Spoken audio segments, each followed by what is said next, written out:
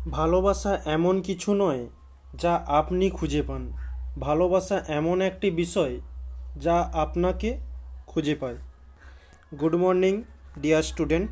আজকে আমরা ক্লাস 9-এর ভৌতবিজ্ঞান ভৌতবিজ্ঞান বিষয়টি নিয়ে আলোচনা করব, যেখানে রায়মার্টিনের প্রশ্নবিচিত্রার মডেল 9।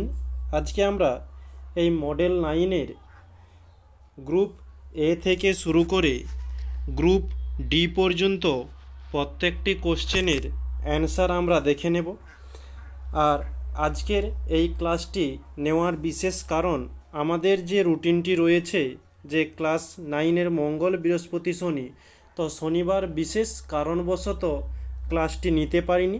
এই কারণে আজকে রবিবার, যেহেতু কোনো ক্লাস থাকেনি, তো তোমাদের আজকে এই ক্লাসটি নিয়ে নিচ্ছি। তাহলে আমাদের এই যে এক্সট্রা টাইমে ক্লাসটি, এটা আমরা আজকে তাহলে মডেল কোশ্চেন 9 এটা আমরা সলিউশনগুলো দেখে নেব। আর আমাদের এই ক্লাসের মধ্যে যে পিডিএফটি রেডি হবে, সেটা যদি কারো প্রয়োজন হয়ে থাকে, তাহলে তোমরা অবশ্যই ক্লাসের নিচে ডেসক্রিপশান বক্সে একটি টেলিগ্রাম লিঙ্ক পাবে, ওখানে তোমরা পিডিএফটি পেয়ে যাবে। ওকে, তো প্রথমত আমাদের এখানে কোশ্চেন বলেছে গ্রুপ এতে যে প্রদত্ত কোন ক্ষেত্রে অণুর সংখ্যা সর্বাধিক। তো এটা আমরা একটু দেখে নেব। পাশে আমরা একটা নতুন পেজে প্রত্যেকটি অপশান ওয়াইজ আমরা একটু দেখতে চাই, যে 1 গ্রাম কার্বন ডাইঅক্সাইড CO2। তাহলে এই CO2 এর আণবিক ভর হয়ে যাবে কার্বনের জন্য 12, অক্সিজেনের জন্য 16 ইন্টু 2। ওকে, তাহলে 12 প্লাস 16 দুগুণে 32 সমান পাচ্ছি আমরা 44। তাহলে আমরা এখান থেকে বলতে পারি যে 44 গ্রাম CO2 তে অণুর সংখ্যা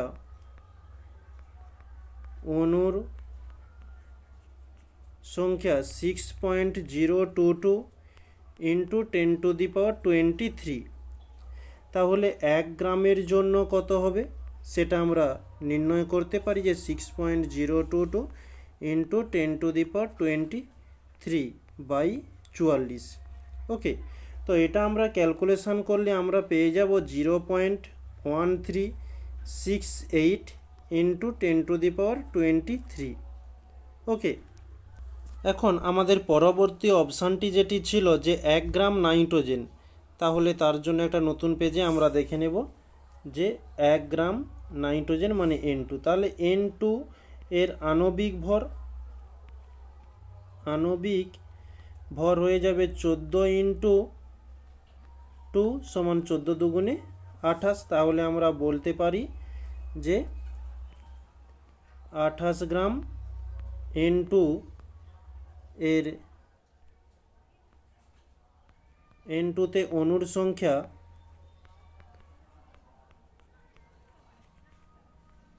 অণুর সংখ্যা 6.022 ইন্টু 10⁻23। তাহলে 1 গ্রামের জন্য কত হবে সেটা আমরা এখান থেকে বের করতে পারলে, যে 6.022 ইন্টু 10⁻23/28। তো এটা আমরা ক্যালকুলেশন করলে আমরা পাচ্ছি যে 0.215 ইন্টু 10⁻23। নেক্সট আমাদের পরবর্তী যে অপশানটি ছিল যে 1 গ্রাম হাইড্রোজেন। ওকে, তাহলে 1 গ্রাম হাইড্রোজেন H2 এর জন্য নির্ণয় করব H2 এর আণবিক ভর 1 ইন্টু 2 সমান 2। তাহলে 2 গ্রাম H2তে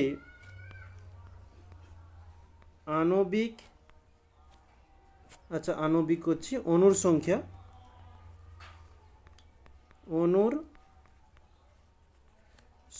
6.022 ইন্টু 10⁻23। তাহলে 1 গ্রামের জন্য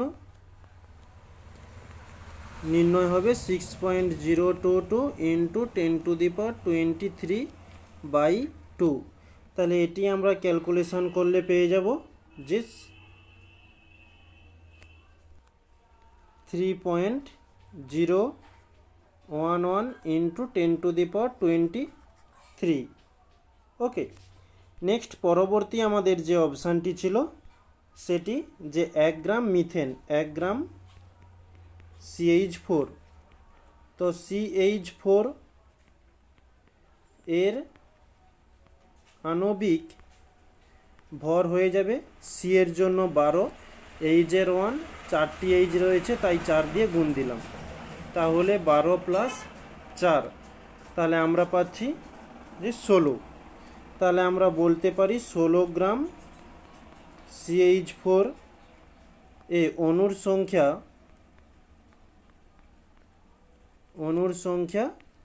6.022 ইন্টু 10⁻23।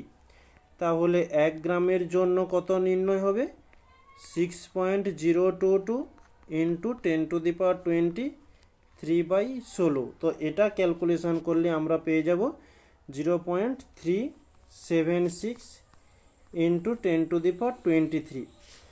তাহলে আমরা এই অপশানগুলো থেকে দেখতে পাচ্ছি যে 0.13 প্রথমে কার্বন ডাইঅক্সাইড এসেছে, তারপরে 0.21, তারপরে H2 এর জন্য 3.01, এটাই কিন্তু সব থেকে বেশি। তাহলে আমাদের সঠিক অ্যান্সারটি হয়ে যাবে 1 গ্রাম H2 মানে হাইড্রোজেনের মধ্যে। এখন আমাদের বিশেষ প্রশ্ন যে এটা MCQ কোশ্চেন, ক্যালকুলেশানটা অনেক বেরিয়ে যাচ্ছে, তো আমরা এখানে একটু শর্ট পদ্ধতি করতে পারি যে প্রত্যেকটি গ্যাসের তো আণবিক ভর নির্ণয় করতেই হবে। যেহেতু পরীক্ষাতে তোমাদের দেখানোর কোনো প্রয়োজন নেই MCQ টাইপের কোশ্চেনে, তাহলে এত সব লেখার কোনো দরকার নেই, তোমরা কেবলমাত্র এই ক্যালকুলেশনটাই পট করে নিতে পারো। তো এই ক্যালকুলেশন করে নিলে, আর আমরা এই 6.022 ইন্টু 10⁻23, এটা এই সংখ্যাটি আমাদের জানা, একে আমরা NA দ্বারাও চিহ্নিত করতে পারি। তাহলে এই সংখ্যাটি আমাদের আসতে পারে যে NA/44। ওকে, নেক্সট পরবর্তী যেটা আসছে যে NA/28, আমরা যদি এইখানে মানটা বসাই। ওকে, নেক্সট পরবর্তী যেটা আসছে যে NA/2। ওকে, নেক্সট NA/16। এখন আমাদের বিষয় যে এই NA16 বা NA12 এটা করলাম কেন, যে 22 এর নিচে যেই সংখ্যাটি রয়েছে এই সংখ্যাটিকে আমরা দেখে নেব, যে সংখ্যাটি ছোট সেই সংখ্যাটি মান সব থেকে বেশি হবে। তাহলে দেখো আমাদের অ্যান্সার কিন্তু পুরো কোশ্চেনটির যখন পুরোটা ক্যালকুলেশন করি আমাদের অ্যান্সার এসেছিল এটা, আর এটা হচ্ছে শর্ট পদ্ধতি। নিচে যেহেতু 2 রয়েছে এটাই হচ্ছে সব থেকে কম, আর এটাই হচ্ছে আমাদের অ্যান্সার হয়ে যাবে। আর বাকিগুলো দেখো কোনোটাতে 28, কোনোটাতে 44। ওকে, তাহলে আমাদের সঠিক অ্যান্সার হচ্ছে যে 1 গ্রাম হাইড্রোজেন H2। পরবর্তী আমাদের প্রশ্ন রয়েছে কার্বন ডাই অক্সাইডের বাষ্প ঘনত্ব হলো, অপশানগুলো দেওয়া রয়েছে, তো এটা আমরা একটু ক্যালকুলেশন করে নেব। কার্বন ডাই অক্সাইডের বাষ্প ঘনত্ব কত? প্রথমত আমাদের কাজ যে কার্বন ডাই অক্সাইডের সংকেত CO2 এর আণবিক ভর বা বাষ্প ঘনত্ব আমাদের ডি জিজ্ঞাসা করেছে, আমরা জানি ডি সমান m/2। তো এমটা কিভাবে নির্ণয় করব? এম হচ্ছে আণবিক ভর, CO2 এর আণবিক ভর এম সমান কার্বনের জন্য 12 আর ও এর জন্য 16, দুটো ও রয়েছে তাই 2 দিয়ে গুণ দিলাম, তাহলে 12 প্লাস 16 দুগুণে 32, তাহলে আমরা পেয়ে যাচ্ছি 44। তাহলে এম এর কাছে আমরা 44 মানটা রাখলাম, নিচে 2 রয়েছে তাহলে 2 দিয়ে কাটাকাটি করলে আমরা পেয়ে যাচ্ছি যে 22। তাহলে আমাদের সঠিক অ্যান্সারটি হয়ে যাবে 22। ওকে, আমরা তাহলে এখানে ওই প্রশ্নটি মার্ক করে নেব যে 22। পরবর্তী প্রশ্ন, প্রদত্ত কোনটিকে ইমালশন বলা হয়? সেটির সঠিক অ্যান্সার হয়ে যাবে শ্যাম্পু। নেক্সট, জলের পিএইচের মান কত? 7। সোডিয়াম কার্বনেটের সঙ্গে হাইড্রোক্লোরিক অ্যাসিডের বিক্রিয়ায় উৎপন্ন হয় যে কার্বন ডাইঅক্সাইড মানে CO2 গ্যাস। নেক্সট, সিজিএস পদ্ধতিতে কার্যের পরম এককটি হলো যেটা সিটি আর্গ। নেক্সট, বৃষ্টির ফোঁটা গোলাকার হয় যে ধর্মের জন্য, তা হলো পৃষ্ঠটান।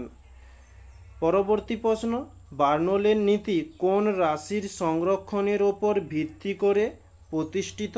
সেটি হচ্ছে শক্তি। এখন আমরা গ্রুপ এ কমপ্লিট করলাম, এখন গ্রুপ বিতে যাচ্ছি।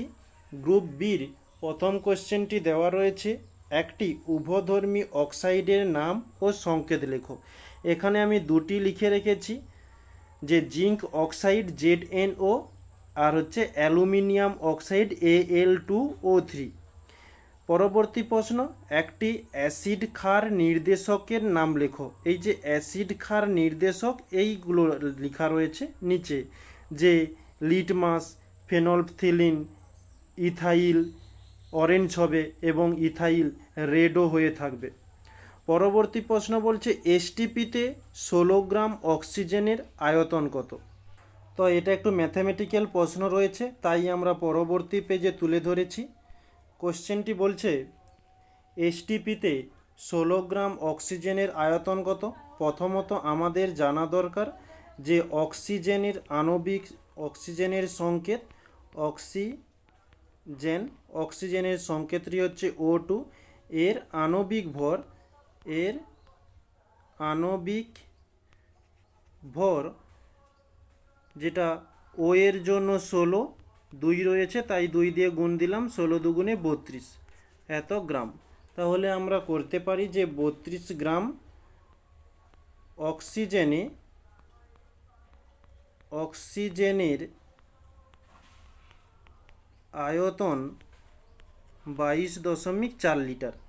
তাহলে 16 গ্রাম অক্সিজেনের আয়তন হয়ে যাবে 22.4 বাই 32 ইন্টু 16।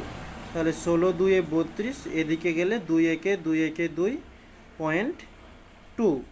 তাহলে আমাদের অ্যান্সার হলো 11.2 লিটার। ওকে, এটি হচ্ছে আমাদের অ্যান্সার। তাহলে আমরা এখানে করে নিতে পারি যে 11.2 লিটার। 11.2 লিটার। নেক্সট, পরবর্তী কোশ্চেন, যে শক্তি স্কেলার রাশি না ভেক্টর রাশি? এখানে মার্ক করে দিয়েছি যে এটি একটি স্কেলার রাশি। পরবর্তী অথবাতে প্রশ্ন বলেছে 1 HP সমান কত ওয়াট?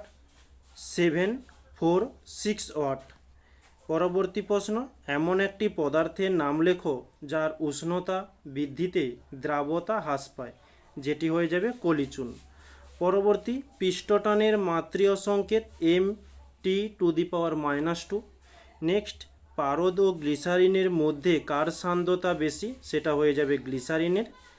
পরবর্তী, পাস্কাল কিসের একক? সেটি চাপের SI একক হয়ে থাকে। নেক্সট, কোনো স্থানে ব্যারোমিটারের পাঠ যদি ধীরে ধীরে বৃদ্ধি পায় তবে আবহাওয়া কেমন থাকবে? আবহাওয়া পরিষ্কার থাকবে, অর্থাৎ আমরা বলতে পারি যে পরিষ্কার আকাশ থাকবে। নেক্সট, পরবর্তী কোশ্চেন, আমরা গ্রুপ সির প্রথম কোশ্চেনে চলে এসেছি। বলছে সাইফন কি? যে পাত্রকে না নাড়িয়ে এক পাত্র থেকে অন্য পাত্রে তরলকে স্থানান্তরিত করতে যে যন্ত্র ব্যবহার করা হয় তাকে আমরা বলবো সাইফন। নেক্সট বলছে 1 গ্লাস জল চাঁদের পৃষ্ঠে খোলা অবস্থায় রেখে দেওয়া হলে কি ঘটবে? যে সাথে সাথে জল বাষ্প হয়ে উড়ে যাবে। কারণটা কি? কারণ হচ্ছে চাঁদে বায়ুমণ্ডল নেই, তাই জল বাষ্পীভূত হওয়ার জন্য কোনো বাধাও নেই। জল বাষ্প হয়ে চাঁদের চারপাশে ছড়িয়ে পড়বে এবং অবশেষে আকাশে হারিয়ে যাবে। জলে বাষ্পীভূত হতে কিছু সময় লাগবে, কারণ চাঁদের পৃষ্ঠে তাপমাত্রা খুবই কম। তো নেক্সট আমরা পরবর্তী কোশ্চেন যাচ্ছি। 2 দাগের কোশ্চেনে বলছে কলয়েড ও প্রকৃত দ্রবণের দুটি পার্থক্য লেখো। তো এখানে দুটির পরিবর্তে তোমাদের কয়েকটা পার্থক্য তুলে ধরেছি, দেখে নিও। নেক্সট বলছে দ্রাব্যতা কাকে বলে।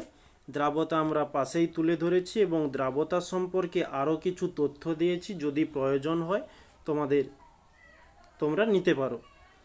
এখানে দ্রাব্যতা কি বলছে, যে নির্দিষ্ট উষ্ণতায় তরলের পরিমাণ 100 গ্রাম হলে যত গ্রাম কঠিন পদার্থ তার মধ্যে দ্রবীভূত হয়ে সম্পৃক্ত দ্রবণ উৎপন্ন করে, গ্রামে প্রকাশিত সেই সংখ্যাকেই ওই উষ্ণতার কঠিন পদার্থটির দ্রাব্যতা বলে থাকব। তাহলে দ্রাব্যতার সূত্রটি আমরা বলতে পারি গ্রামে প্রকাশিত দ্রাবের ভর বা এই গ্রামে প্রকাশিত দ্রাবকের ভর ইন্টু 100। নেক্সট আমরা পরবর্তী কোশ্চেন যাচ্ছি যে কার্যহীন বল কাকে বলে। যে কোনো বস্তুর ওপর প্রযুক্ত বলের প্রয়োগবিন্দুর সরণ প্রযুক্ত বলের অভিমুখে লম্ব দিকে হলে ওই বলটি কোনো কার্য করে না এবং ওই বলটিকে আমরা কার্যহীন বল বলবো। কার্যহীন বল কাকে বলে সংজ্ঞা রয়েছে এবং তার সঙ্গে দুটি উদাহরণ রয়েছে, তোমাদের যেটি ভালো লাগে তোমরা সেটি পরীক্ষাতে দিতে পারো। যদিও বা উদাহরণ কথা কোনো যদি নাও বলা থাকে তবুও তোমরা দিয়ে আসবে। পরবর্তী কোশ্চেন, এখানে একটি ম্যাথমেটিক্যাল কোশ্চেন রয়েছে, এটা একটু দেখে নেব। 9 গ্রাম জলে অণুর সংখ্যা কত। প্রথমত আমাদের জানতে হবে জলের সংকেত। জল যেটি হচ্ছে H2O এর আণবিক ভর হয়ে যাবে H এর 1, দুটো H রয়েছে তাই 2 দিয়ে গুণ দিলাম, প্লাস O এর জন্য 16, তাহলে 2 একে 2 প্লাস 16 সমান 18। তাহলে আমরা এখানে বলতে পারি যে 18 গ্রাম জলে অণুর সংখ্যা 6.022 ইন্টু 10⁻23। তাহলে 9 গ্রাম জলে অণুর সংখ্যা হয়ে যাবে 6.022 ইন্টু 10⁻23 বাই 18 ইন্টু এদিকে 9, 9 দুগুণে 18, 2 দিয়ে দিলে 2 3 6, এদিকে হচ্ছে 0, 2 একে 2, 2 একে 2, তাহলে আমরা বলতে পারি 3.011 ইন্টু 10⁻23। ওকে, এটি হচ্ছে আমাদের অ্যান্সার। নেক্সট পরবর্তী কোশ্চেন, যে মোলার আয়তন কাকে বলে, বা আমরা ওই মোলার আয়তনকেই গ্রাম আণবিক আয়তনও বলে থাকি। এটির সংজ্ঞা হয়ে থাকবে যে নির্দিষ্ট উষ্ণতায় ও চাপে 1 মোল অণু পরিমাণ যে কোনো গ্যাসীয় পদার্থ যে আয়তন অধিকার করে তাকে ওই চাপ ও উষ্ণতায় ওই গ্যাসের পদার্থের গ্রাম আণবিক আয়তন বা মোলার আয়তন বলা হয়। আমরা এসটিপিতে সকল গ্যাসের আয়তন 22.4 লিটার বলে থাকি। নেক্সট পরবর্তী কোশ্চেন যাচ্ছি আমরা এখন, যে পরীক্ষাগারে HCl শনাক্ত করা হয় কিভাবে। HCl কিভাবে শনাক্ত করবে, সেখানেই 3টি পয়েন্ট দেওয়া রয়েছে, তার সঙ্গে বলেছে সমীকরণ সহ। এই যে শেষে লাস্ট দুটো সমীকরণ তুলে ধরা হয়েছে। পরবর্তী ওরই সঙ্গে অথবাতে বলছে সমীকরণ সহ কিভাবে পরীক্ষাগারে H2SO4কে শনাক্ত করবে তা লেখো। তো এই যে H2SO4কে কিভাবে শনাক্ত করবে সেটি দেওয়া রয়েছে। এখন গ্রুপ ডির প্রথম কোশ্চেনটি বলছে যে অবাধে পতনশীল বস্তুর ক্ষেত্রে মোট যান্ত্রিক শক্তি অপরিবর্তিত থাকে, সেটি প্রমাণ করো। তো প্রমাণ কিভাবে করবে, যে একটি বস্তুকে যখন আমরা উপর থেকে ছেড়ে দিই, যখন উপরে ছিল তখন বস্তুটাকে এ ধরি, এ বিন্দু, যখন বস্তুটি ঠিক মাঝপথে চলে আসে তখন বি বিন্দু, যখন ঠিক ভূপৃষ্ঠে পড়তে যাচ্ছে তার ঠিক আগের মুহূর্তে সি।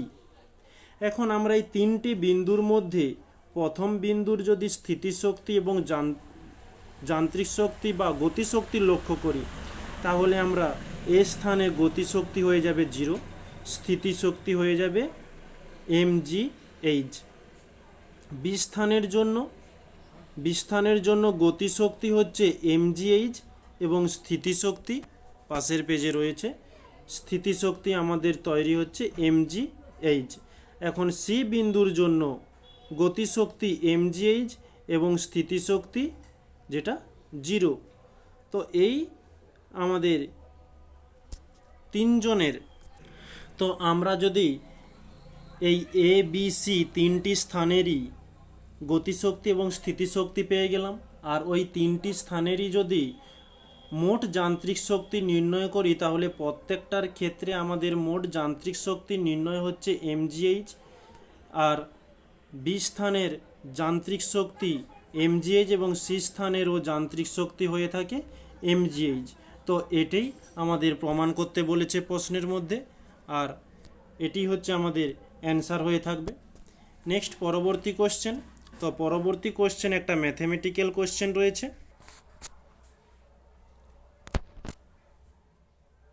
100 গ্রাম ভরের একটি বস্তুকে ভূপৃষ্ঠ থেকে 2 মিটার উপরে তুলতে অভিকর্ষজ বলের বিরুদ্ধে কি পরিমাণ কার্য করতে হবে?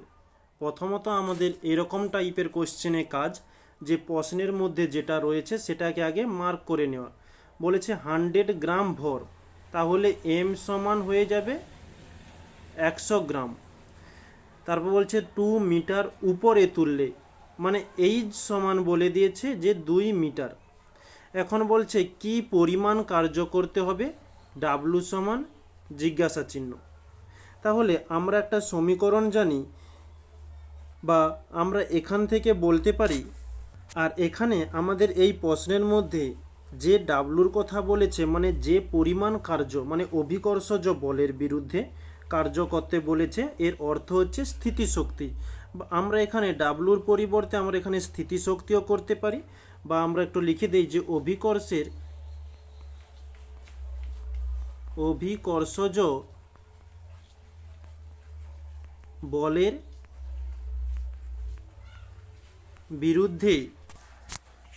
বিরুদ্ধে কার্য বা আমরা একে বলতে পারি যে স্থিতি শক্তি সমান mgh। এই mgh এর মানটি আমাদের নির্ণয় করতে হবে। তো আমাদের প্রশ্নের মধ্যে m এর মান রয়েছে, h এর মান রয়েছে, কিন্তু g এর মান দেওয়া নেই। g সমান আমরা বলতে পারি 9.8, ওকে, এত নিউটন পার মিটার স্কোয়ার। এখন আমাদের এই তিনটি একককে সেম করতে হবে, তার জন্য যেহেতু 100 গ্রাম রয়েছে, আমরা এটা গ্রাম থেকে কেজিতে নিয়ে যাব। তার জন্য আমরা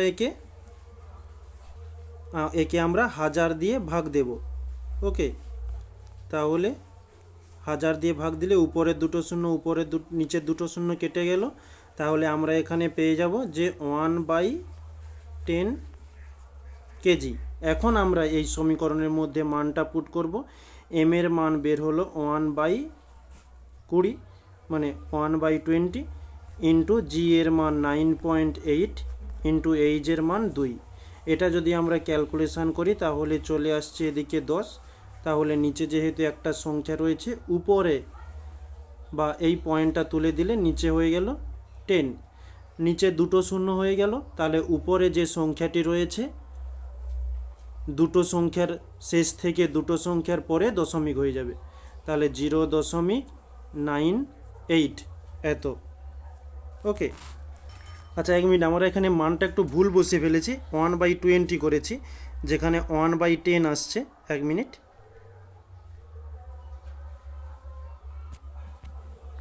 তো এটা হয়ে যাচ্ছে যে 1/10, ওকে।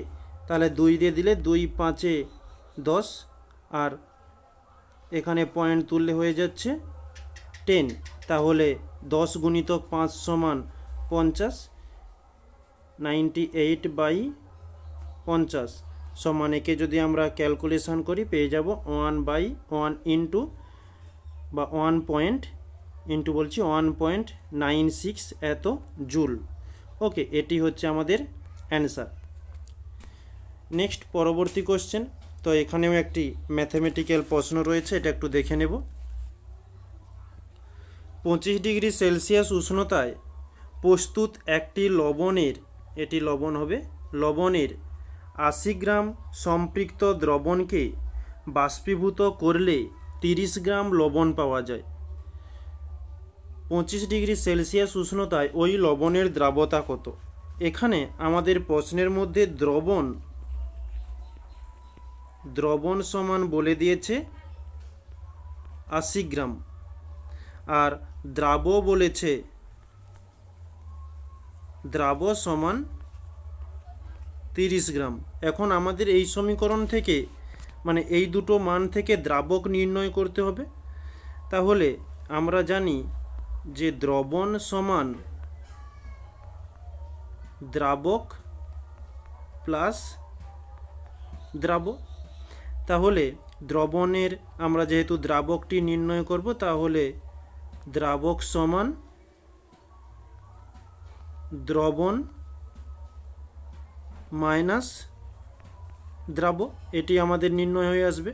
তাহলে দ্রবণ হচ্ছে 80 মাইনাস দ্রাব হচ্ছে 30। তাহলে আমরা এখান থেকে পেয়ে যাচ্ছি যে 50 গ্রাম হচ্ছে দ্রাবক। এখন আমরা এখান থেকে করতে পারি, নতুন একটা পেজ নিয়ে নিই, যে 50 গ্রাম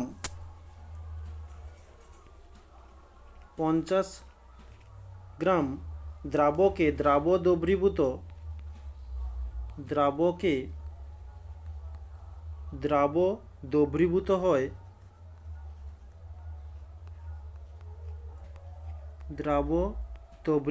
হয় 30 গ্রাম। তাহলে আমাদের নির্ণয় করতে হবে যে 100 গ্রামের জন্য 100 গ্রাম দ্রাবকে দ্রাব দ্রবীভূত হবে 30 বাই এদিকে 50 ইন্টু এদিকে 100। তাহলে 50 দুগুণে 100 যাচ্ছে, 3 দুয়ে 6, 60 গ্রাম। তাহলে আমাদের অ্যান্সার চলে এলো যে 25 ডিগ্রি সেলসিয়াস উষ্ণতায় লবণের দ্রাবতা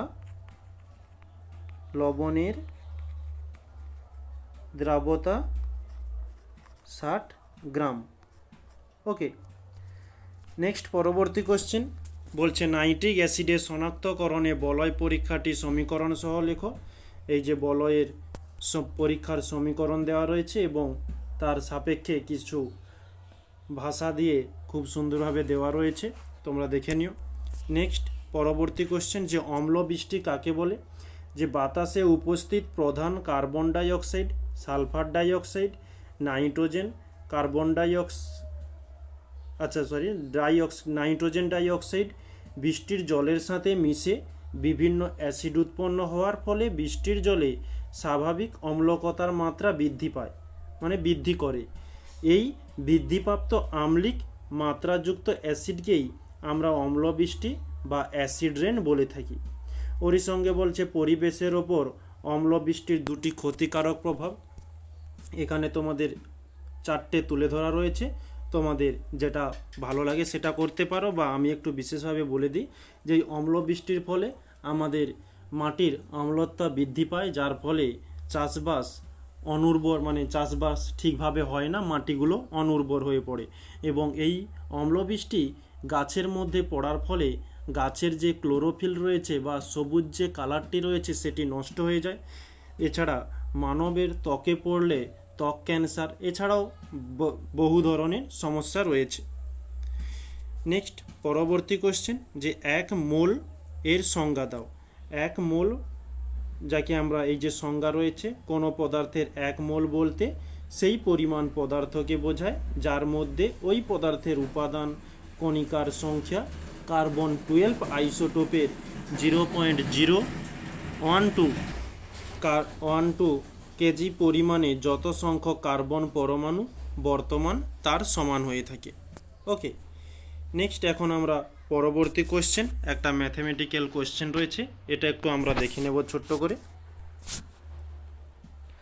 এসটিপিতে 51 গ্রাম ভরের একটি গ্যাসের আয়তন 67.2 লিটার, ওই গ্যাসটির আণবিক ভর কত?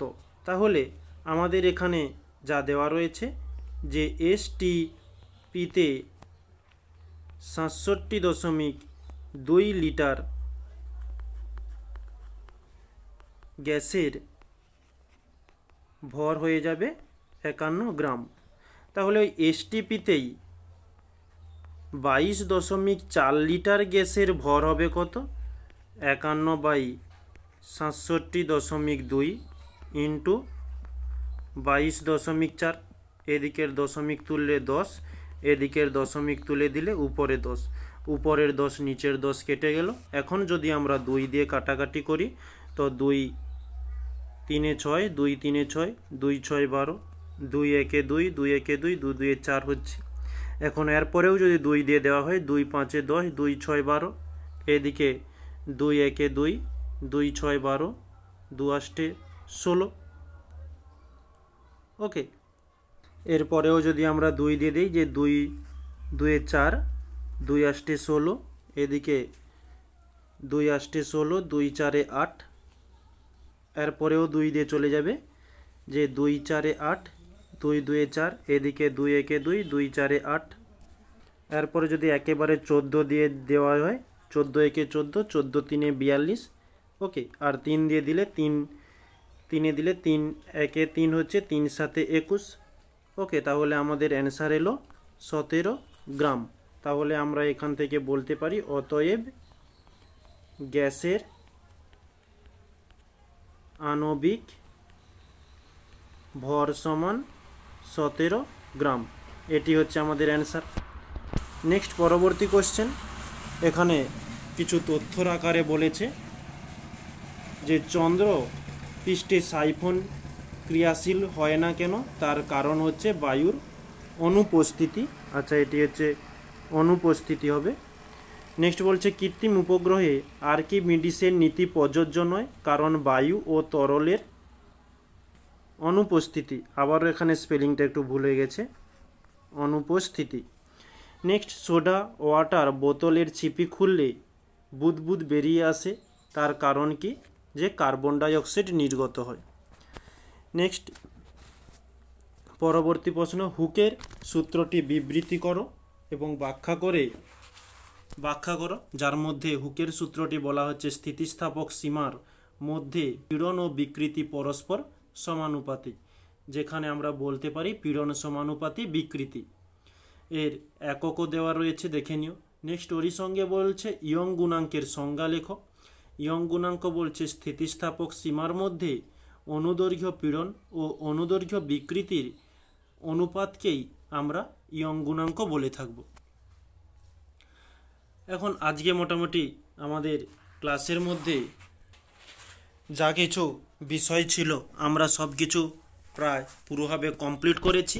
আর এর পরেও যদি কোনো ত্রুটি থেকে থাকে অবশ্যই, মানে যদি কোনো তোমাদের সমস্যা থাকে অবশ্যই কমেন্ট বক্সে জানিও, না হলে তোমাদের টেলিগ্রামে যে তোমরা যে কোনো মেসেজ করে আমাকে জানাতে পারো। ওকে, তাহলে আজকের ক্লাসটি এই পর্যন্তই। আজকে এই বে টাইমে ক্লাসটা নেওয়ার জন্য সরি বলছি। তো এরপর থেকে লাগাতার আমাদের রুটিন ওয়াইজ যেমন ক্লাস হয়ে থাকে তেমনই ক্লাস হয়ে থাকবে। ওকে, তাহলে সবাইকে আজকে থ্যাংক ইউ বলে আজকের ক্লাসটি এখানেই রাখছি।